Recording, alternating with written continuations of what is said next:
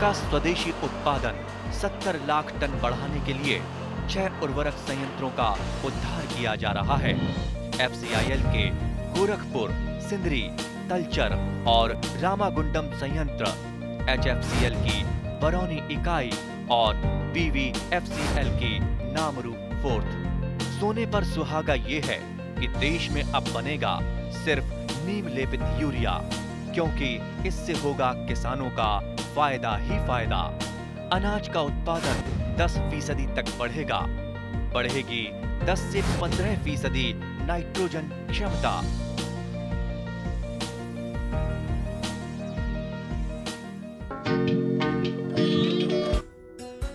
কম ঠাইতে আৰু কম মূলধনেৰে আৰম্ভ কৰিব পৰা ব্যৱসায় হৈছে কুকুৰা পালন। কুকুৰা পালনৰ জৰিয়তে তুলনামূলকভাৱে কম সময়তে লাভ পাব পাৰি। আমাৰ স্থানীয় জাতৰ কুকুৰাৰ উৎপাদন কম বাবে উন্নত জাতৰ কুকুৰা পালনৰ জৰিয়তে ব্যৱসায়িকভাৱে অধিক সফল হ'ব পাৰি। এই কুকুৰাবোৰ বহুৰঙী আৰু আমাৰ ৰাজ্যখনৰ গাঁৱলীয়া পৰিৱেশত সহজে প্ৰতিপালন কৰিব পাৰি। এই কুকুৰাবোৰ উচ্চ উৎপাদনক্ষম আৰু থলুৱা জাতৰ মাজত সংকৰণ ঘটাই উৎপাদন কৰা হয়। বজালী জিলাৰ বহু যুৱকে কুকুৰা পালনৰ জৰিয়তে স্বনিয়োজিত হ'বলৈ আগবাঢ়িছে। এয়া জিলাখনৰ বৰবাং জেউতিপাৰাৰ এনে এগৰাকী যুৱক অভিজিৎ চৌধুৰী। অভিজিৎ চৌধুৰী নামৰ যুৱকজনে কণী আৰু মাংস দুয়োটাৰ বাবে কুকুৰা পালন কৰি আহিছে। শ্ৰী চৌধুৰীৰ পামত দৈনিক গড়ে 130টাকৈ কণীৰ উৎপাদন হৈ আহিছে। 2 বছৰ পূৰ্বে কুকুৰা পালন আৰম্ভ কৰা শ্ৰী চৌধুৰীয়ে কুকুৰা পামৰ পৰা মাহে 35,000 টকা উপাৰ্জন কৰি আহিছে। আমি যে এই কুকুৰা পামখন দেখিছো আপোনাৰ পিছফালে, কেতিয়া আৰম্ভ কৰিছিলে? মই আজিৰ পৰা 2 বছৰ হ'ল। 2 বছৰমান আগতে প্ৰথমৰে পৰা ইমান কুকুৰাৰে আৰম্ভ কৰিছিলে নে সৰুকে কৰিছিলে? প্ৰথমৰ পৰা আপোনাৰ সৰুকে কৰিছিলোঁ, এতিয়া অনুক্ৰমে আস্তে আস্তে ছাৰ ডাঙৰ কৰি আহি আছোঁ ছাৰ। আৰু আমি দেখিছোঁ যে আপুনি কণীৰ বাবেও কুকুৰা ৰাখিছে আৰু মাংসৰ কাৰণেও কুকুৰা ৰাখিছে। হয় ছাৰ। হয়, কণীৰ বাবে আপুনি কিমান কুকুৰা ৰাখিছে আৰু মাংসৰ বাবে কিমানমান কুকুৰাৰ ব্যৱস্থা ৰাখিছে? আমি কণীৰ কাৰণে ৰাখিছোঁ 300 আৰু আপোনাৰ মাংসৰ কাৰণে ৰাখিছোঁ 300। আৰু কি জাতৰ কুকুৰা আপোনালোকে বৰ্তমান পুহি আছে? আমি লিয়াৰ। হয়, আৰু এই কণী পৰা কুকুৰাৰ পৰা ধৰক 300টা কুকুৰাৰ আপুনি দৈনিক গড়ে কিমানমানকৈ কণী পায় উৎপাদন? দৈনিক আপোনাৰ 130টা গড়। আৰু এই কণীখিনি আপোনালোকৰ কি দামত বিক্ৰী হয় ইয়াত? আমাৰ এটাত 10 টকাকৈ। আৰু এইখিনি ঘৰৰ পৰাই লৈ যায় নে আপোনালোকে ক'ৰবাত দিয়ে? ঘৰৰ পৰা আহি লৈ যায়, বেপাৰী আহে ঘৰৰ পৰা আহি লৈ যায়।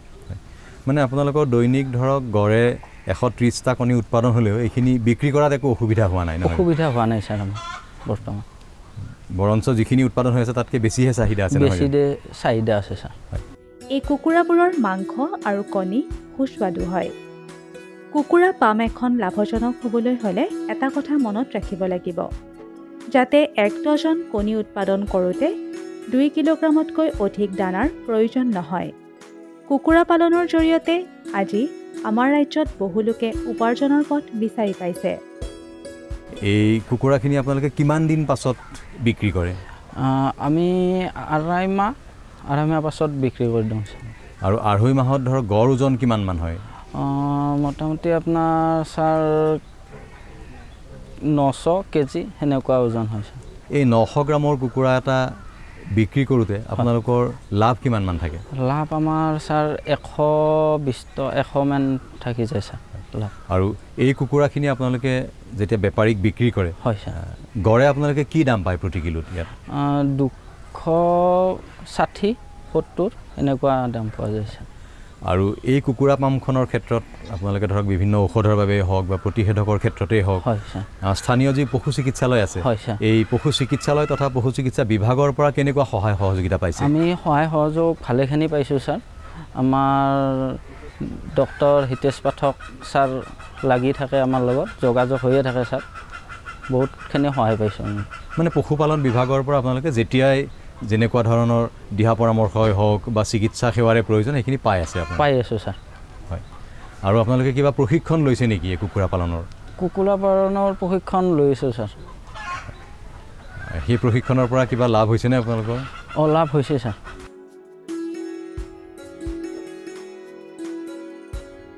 এয়া বৰবাঙৰ কুকুৰা পালনৰ জৰিয়তে স্বাৱলম্বিতা অৰ্জন কৰা আন এগৰাকী যুৱক মৃণাল ডেকা। শ্ৰী ডেকাই যোৱা 3 বছৰ ধৰি কণী পৰা কুকুৰা পালন কৰাৰ লগতে 7 বছৰ ধৰি ব্ৰইলাৰ পালন কৰি আহিছে। কুকুৰা পালনৰ জৰিয়তে এই যুৱকজনে মাহে 30,000 টকা উপাৰ্জন কৰি আহিছে। আৰু আমি যে এই কুকুৰা পামখন দেখিছোঁ, হয়, এই লেয়াৰ পামখন আপুনি কেতিয়া আৰম্ভ কৰিছিলে? মোৰ আজি 3 বছৰ হ'ল। আৰু আমি জানো যে লেয়াৰ ফাৰ্মৰ কাষতে আপোনাৰ ধৰক ছাগলী ফাৰ্মো আছে। হয় হয়। আৰু আপোনাৰ আন ঠাইত মানে ব্ৰইলাৰ ফাৰ্মো আছে। এখন ব্ৰইলাৰ ফাৰ্ম আছে। ব্ৰইলাৰ ফাৰ্মখন আপোনাৰ কিমান বছৰ হৈ গ'ল? মোৰ এইখন 10 বছৰমান হ'ল। আৰু ছাগলী পালন কেতিয়াৰ পৰা কৰিছে? ছাগলী এতিয়া এই নতুনকৈ আমাৰ 8 মাহমান হ'ল। হয়, মানে ইয়াৰ পৰা ধৰক উপাৰ্জনটো আৰম্ভ হোৱা নাই? আৰম্ভ হোৱা নাই এতিয়ালৈকে, আৰু নতুনকৈ ষ্টাৰ্ট কৰিছোঁ ছাগলীটো। কিমান ছাগলীৰে আৰম্ভ কৰিছে আপুনি? এতিয়া মোৰ আছে 8জনী। 8জনী ছাগলীৰে আৰম্ভ কৰিছে। আৰু উন্নত জাতৰ ছাগলীয়ে দেখিছোঁ আমি। হয় হয় হয়। এই ছাগলীখিনি ক'ৰ পৰা আনিছে আপুনি? আমাৰ থলুৱা বাচ্চালাৰ পৰা লৈছোঁ। আৰু আপোনাৰ এই কণী পৰা কুকুৰা কিমান কেপাচিটি কিমান আৰু আপুনি ৰাখিছে কিমান?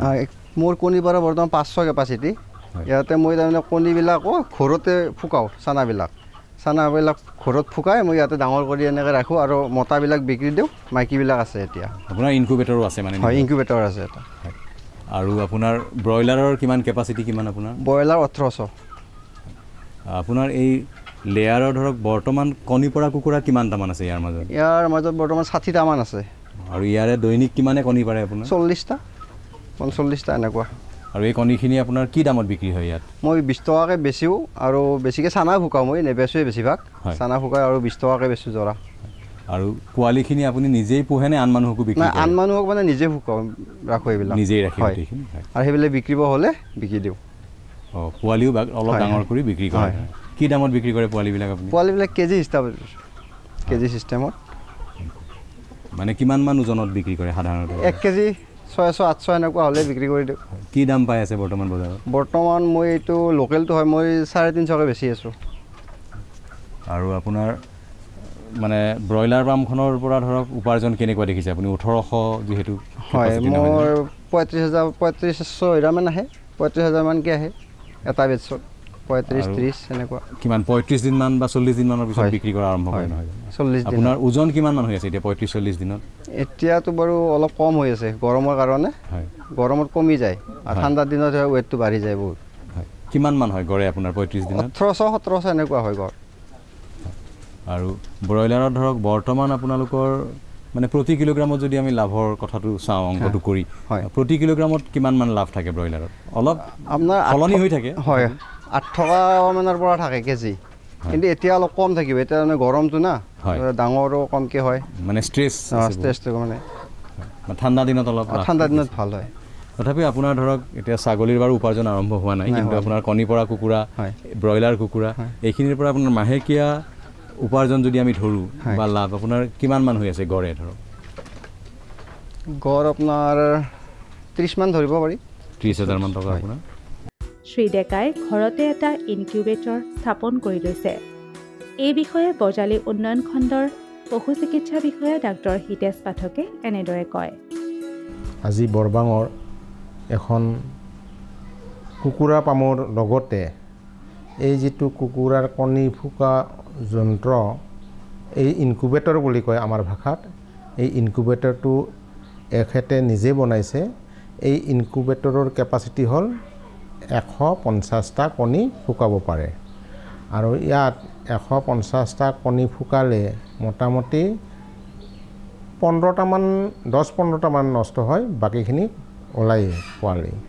আৰু এখেতে মাছৰ এনেকুৱা এটা কাৰ্টুন আনি কিনে ঘৰতে বনাইছে, আৰু এই কণীবিলাকৰ পৰা যিটো পোৱালি ফুকাইছে, এই পোৱালিবিলাক এখেতে এদিনীয়া পোৱালি 30ৰ পৰা 35 টকাত বিক্ৰী কৰে।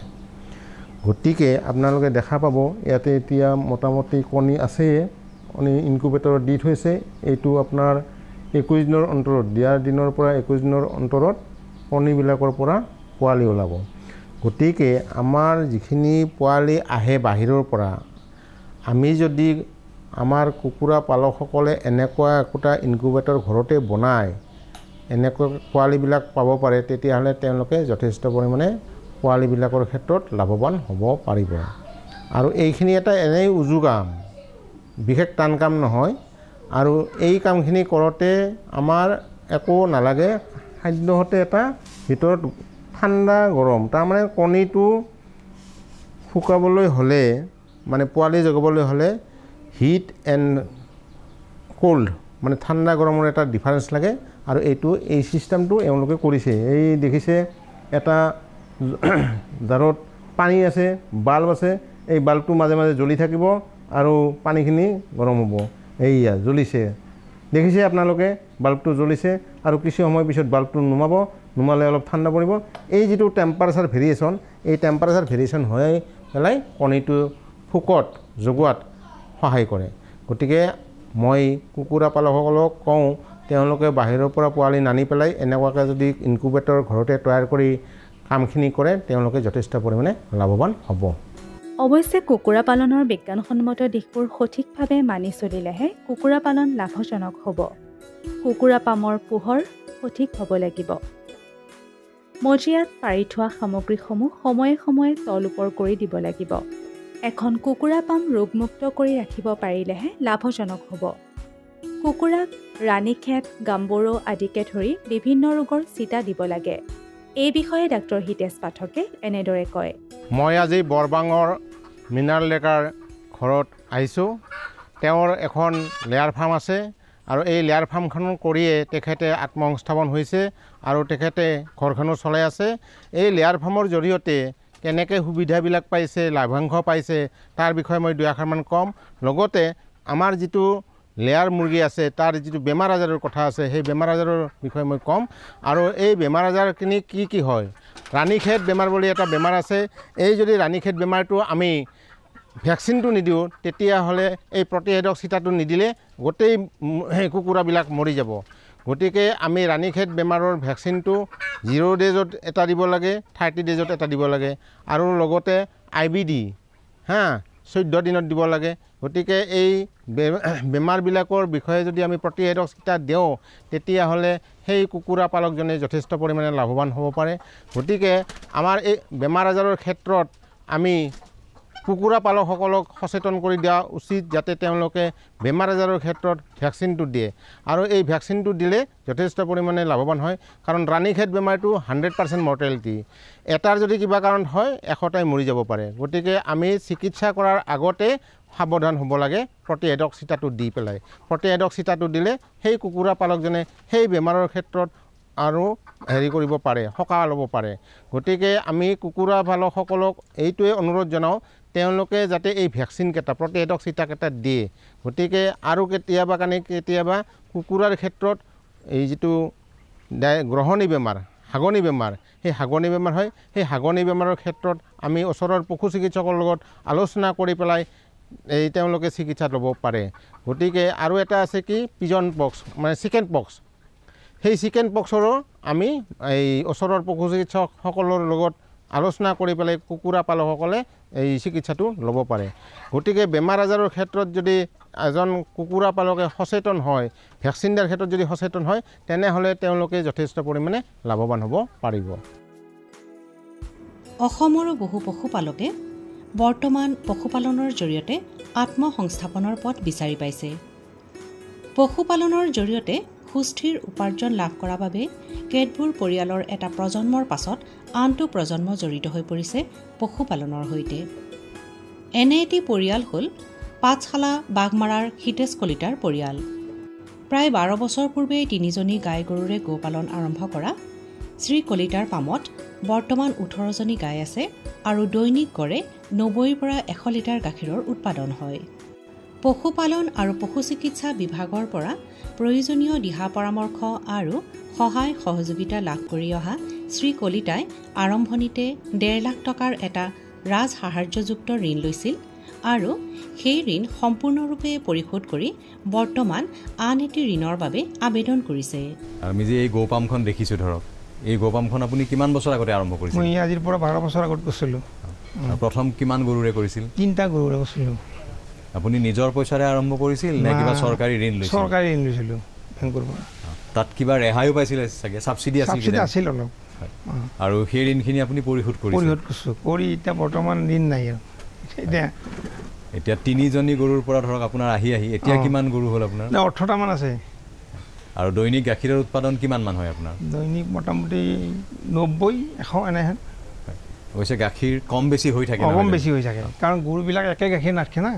হয়। আৰু আটাইতকৈ বেছি গাখীৰ আপুনি কিমানলৈকে পাইছে? মই মোটামুটি 150 লিটাৰ পাইছোঁ। আৰু এই যে ধৰক 100 পৰা 150 লিটাৰ গাখীৰৰ আপোনাৰ উৎপাদন হয়, এই গাখীৰখিনি আপুনি ক'ত বিক্ৰী কৰে? মই এতিয়া পুৰবিত বিক্ৰী কৰোঁ। গোটেইখিনি গাখীৰ পুৰবিত দিয়ে? গোটেইখিনিয়ে এনে অলপ চলপ কেতিয়াবা গাঁৱত দিওঁ অলপ লাগিলে মানুহ। মানে গাখীৰখিনি বিক্ৰী কৰাত আপোনাৰ অসুবিধা একো নাই। গাখীৰ যিমান হ'লেও বিক্ৰী কৰিব পাৰোঁ আৰু। 200 লিটাৰ হ'লেও 100 লিটাৰ হ'লেও অসুবিধা নাই। এই পুৰবি ডায়েৰীক যে দি আছে আপুনি, প্ৰতি লিটাৰত আপুনি কি দাম পায় বৰ্তমান? এটা বৰ্তমান মোৰ 48 টকামান আহে। এইটোতো ফেট আৰু SNF-ৰ ওপৰত নিৰ্ভৰ কৰে। আপুনি মানে 48 টকামান পায়? 48 টকাই ধৰিব পাৰি আৰু। আৰু এনে যদি খুচুৰা বিক্ৰী কৰে? 60 টকা বিক্ৰী। 60 টকা। আৰু এই পইচাটো কিমান দিনৰ মূৰত পায় আপোনালোকে? 10 দিনৰ মূৰত পাওঁ। 10 দিনৰ মূৰত? 10 দিনৰ মূৰত। কেতিয়াবা নিয়মীয়াকৈ পাই আছে? নিয়মীয়াকৈ পাওঁ, অসুবিধা একো নাই। পইচাটো বেংকতে সোমাই যায় না। হয়। মানে গাখীৰ আপোনাৰ বাঢ়িলেও ধৰক ইয়াত বজাৰখন আছে? তাৰ বজাৰ আছে, বজাৰৰ অসুবিধা নাই আকৌ। আৰু আপোনাৰ যিহেতু গৰু আছে, যথেষ্টখিনি গৰুৱে আছে, ইহঁতকতো ঘাঁহো লাগে, কেঁচা ঘাঁহ। আপোনাৰ খেতি কৰিছে নেকি নে ঘাঁহৰ খেতি? ঘাঁহৰ খেতি নকৰোঁ, কিন্তু মোৰ কেঁচা ঘাঁহ নাই, খালি খেৰ আৰু দানাই আৰু ঔষধ পাতি। মানে কেঁচা ঘাঁহ আপুনি নোখোৱাই? নোখোৱাওঁ, কাৰণ কেঁচা ঘাঁহ আমাৰ কেঁচা ঘাঁহৰ বজাৰে নাই। বুজিছোঁ। আৰু আপুনি ধৰক পশু চিকিৎসালয় যিখন আছে, বাঘমাৰা পশু চিকিৎসালয়, এই পশু চিকিৎসালয়ৰ পৰা আপুনি কেনেধৰণৰ সহায় সহযোগিতা পাইছে? যথেষ্ট পাওঁ তেওঁলোকৰ পৰা। ঔষধ পাতি যিখিনি আহে, ভেকচিন চেকচিনবিলাক এইবিলাক আহে, গোটেইখিনি পাওঁ আৰু। মানে গো পামখন আৰম্ভ কৰাৰ পৰাই আপুনি পাই আছোঁ। মানে গৰু গৰম হ'লে বেজি দিয়া? বেজি দিয়া, মানে অসুখ বিসুখ হ'লেও পাওঁ। হয়। আৰু যিবিলাক প্ৰতিষেধক মানে ভেকচিন ভেকচিন চেকচিন সেইবিলাকতো আহে, দি আছে? অসুবিধা একো পোৱা নাই আৰু। আৰু আপুনি কিবা প্ৰশিক্ষণ লৈছে নেকি? মই লোৱা নাই, মোৰ ল'ৰাটোহে লৈছে। আপোনাৰ মানে এতিয়া চাগে আপোনাৰ ল'ৰায়ো লাগি থাকে? এতিয়া ল'ৰাটোৱে লাগে বেছিকৈ, মই এনে থাকোঁহে আৰু। ল'ৰাই আপোনাৰ পঢ়া শুনা কিমানলৈকে কৰিলে? সি এনেই ইউ পাছ কৰিছে। কিন্তু গো পামখন এতিয়া তাকে দিছোঁ সম্পূৰ্ণকৈ? মই এনে ধৰা ধৰিহে কৰি থাকোঁ। হয়। আৰু আপুনি ভৱিষ্যতে কি আৰু গৰু বঢ়াম বুলি ভাবিছে নেকি? এতিয়া লক্ষ্যটো তাৰ ল'ৰাটোৰহে, কিন্তু বাঢ়িম বুলি ভাবছি সি আৰু। আৰু এইবাৰ কিবা অলপ যোগাযোগ কৰিছোঁ বেংকৰ লগত, সেইখিনি পইচা যদি পাওঁ, ইয়াতকৈ ডাঙৰ কৰাৰ এটা লক্ষ্য আছে। মানে প্ৰথমতে আপুনি 1.5 লাখ টকা লৈছিলে, সেই ঋণটো পৰিশোধ কৰিলোঁ, আৰু এতিয়া অলপমান ডাঙৰ ঋণ এটাৰ কাৰণে আবেদন কৰিছে? বৰ্তমান শ্ৰী কলিতাৰ পুত্ৰয়ো পামখনৰ সৈতে জড়িত হৈ পৰিছে বুলি কলিতাই আমাক জনায়। গো পালনৰ পৰা হোৱা উপাৰ্জনেৰে সুন্দৰভাৱে পৰিয়াল পোহপাল দিয়া শ্ৰী কলিতাই নতুনকৈ গো পালন আৰম্ভ কৰিব খোজা ব্যক্তিলৈ প্ৰথমে সৰুকৈ আৰম্ভ কৰিবলৈ পৰামৰ্শ আগবঢ়াই এনেদৰে কয়। এটা এইবিলাক কৰিলে কিন্তু বেছি সুবিধা হয় চাকৰিত কৰি, কাৰণ মোৰ ল'ৰাটোতো এতিয়া চাকৰিত ধান্দা নাই, কিবা আজি ইণ্টাৰেষ্টত আহি আছে। মানে ইয়াতে বেছি মনোযোগ? ইয়াতে বেছি মনোযোগ, তাৰ বেলেগ বিশেষ আৰু হেৰি নাই। আৰু সেই তাৰ লগতে তাৰ বন্ধু চন্ধু ল'ৰা ছোৱালী, লগৰ ল'ৰাবিলাক কিছুমানে 2-এটাকৈ গাই আৰম্ভ কৰিছে গৰুৰ। মানে আপোনাক দেখি বা আপোনালোকৰ এই পামখন দেখি আপোনাৰ ল'ৰাৰ লগ বন্ধু 2-এজন আগবাঢ়ি আহিছে। 3টামান ল'ৰা দেখোন এতিয়া বৰ্তমান নতুনকৈ গৰু পুহিছে, আৰু ইহঁতে 4টামানেই হ'ল। পিছত আচল কথাটো পইচা পাতিৰ কথা থাকিলতো। হয়। মানে যাৰ যেনেকৈ সুবিধা কৰিছে, সেইটোৱে কথা। কিন্তু এইটো এটা ভাল লগা কথা, আপোনালোকৰ পামখন দেখি বেলেগে আগবাঢ়িছে। আৰু আমিও ধৰ আমাৰ তাকে আহিল সুধবা কিবা গৰু এটা ল'ম বুলি, আমি অলপমান পাৰা জানাখিনি কওঁ আৰু এনেকৈ কৰিলে এনেহেন হ'ব। এতিয়া আপোনাৰ অভিজ্ঞতাৰ পৰা ধৰক প্ৰথম কেইটামান গৰুৰে আৰম্ভ কৰা ভাল এজন নতুন গোপালকে? এনেই 3টামান গৰুৰ পৰাই আৰম্ভ কৰিব শিকিব লাগিল না। আৰু তেতিয়া আৰম্ভণিটো আপোনাৰ খুব দামী গৰু লোৱা নহয়, অলপ কম গাখীৰৰ কম দামী গৰু লৈ আমাৰ শিকিব লাগিব। মইতো প্ৰথম কম দামী গৰুৱে লৈছিলোঁ, পাছত এতিয়া পাৰোঁ আৰু এতিয়া যিমান হেৰি হ'লেও এতিয়া অভিজ্ঞতা হৈছে। এতিয়া মোৰ লক্ষ্য হৈছে কি এই গোটেইকেইটা গৰু মই এৰি দিয়াৰ এটা মতলব কৰিছোঁ।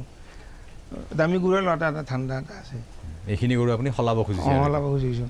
এই 2টামান আনিছোঁ নতুন কৰি। হিতেশ কলিতাহঁতৰ দৰে গোপালকসকলেই হৈ উঠিব ৰাজ্যখনৰ গ্ৰাম্য অৰ্থনীতি শক্তিশালীকৰণৰ আধাৰ। किसान पूरी तरह से सशक्त और सक्षम बने, इस लक्ष्य के साथ हम निकले हैं। देश के किसानों को हर वो साधन संसाधन दिए जाए जिससे वो अपनी आय दोगुनी कर सके। ये मुस्कान है खुशहाली की, देश के मान की। ये मुस्कान है किसानों की, और इस मुस्कान की वजह है प्रधानमंत्री किसान सम्मान निधि योजना, जो अन्नदाताओं की आशाओं की जमीन को पिछले 5 वर्षों से इस तरह सींच रही है कि उनके जीवन में खुशी और आत्मविश्वास की फसल लहलहा रही है। माननीय प्रधानमंत्री जी की दूरगामी सोच का नतीजा है प्रधानमंत्री किसान सम्मान निधि योजना। लगातार तीसरी बार चुनी गई सरकार का पहला निर्णय किसानों के बारे में है। माननीय प्रधानमंत्री द्वारा पीएम किसान योजना की 17वीं किस्त की फाइल पर किया गया हस्ताक्षर मेहनतकश अन्नदाताओं के प्रति सरकार की प्रतिबद्धता को दर्शाता है। विश्व की सबसे बड़ी डायरेक्ट बेनिफिट ट्रांसफर योजनाओं में से एक प्रधानमंत्री किसान सम्मान निधि योजना में एक पारदर्शी प्रक्रिया के तहत सभी किसान परिवारों को 2000 रुपए की 3 समान किस्तों के माध्यम से कुल 6000 रुपए दिए जाते हैं। अब तक 16 किस्तों द्वारा 11 करोड़ से अधिक पीएम किसान लाभार्थियों को 3.04 लाख करोड़ रुपए से अधिक की धनराशि डायरेक्टली उनके अकाउंट में ट्रांसफर की जा चुकी है। प्रधानमंत्री किसान सम्मान निधि के तहत सालाना 6000 की किस्तें मिलती हैं। यह हमारे लिए एक वरदान साबित हुई। प्रधानमंत्री किसान योजना पंजीकृत होला परे तापर ठारू आज पर्यंत 32,000 टंका पाइछि। इस योजना से किसानों के साथ समग्र कृषि का जीर्णोद्धार हुआ है। देश के माननीय प्रधानमंत्री श्री नरेंद्र मोदी जी के विजन के तहत इस योजना को किसान केंद्रित डिजिटल बुनियादी ढांचा में तब्दील किया गया है, जिसमें बिना किसी बिचौलिए के किसानों को सीधे किस्तों का भुगतान किया जाता है। केंद्र सरकार के संकल्प को डिजिटल इंडिया से जोड़ते हुए ये योजना मोबाइल ऐप, ई-केवाईसी प्रक्रिया, मोबाइल ऐप से फेस ऑथेंटिकेशन और नो योर स्टेटस मॉड्यूल की सुविधा प्रदान करती है, जिससे किसान इस योजना से जुड़ी कोई भी जानकारी सीधे प्राप्त कर सकते हैं। किसानों के जीवन को और आसान बनाने के लिए एआई चैटबॉट किसान ई मित्र बेहतर कल का एक नया आगाज है। किसान ई मित्र एआई चैटबॉट एक सच्चे दोस्त की भूमिका निभाते हुए योजना से जुड़ी सारी जानकारी चयनित भाषा में मुहैया कराता है। पीएम किसान की 17वीं किस्त के रूप में आज माननीय प्रधानमंत्री द्वारा 9.26 करोड़ से अधिक पात्र किसानों को 20,000 करोड़ रुपए की धनराशि सीधे उनके बैंक खातों में ट्रांसफर की जा चुकी है।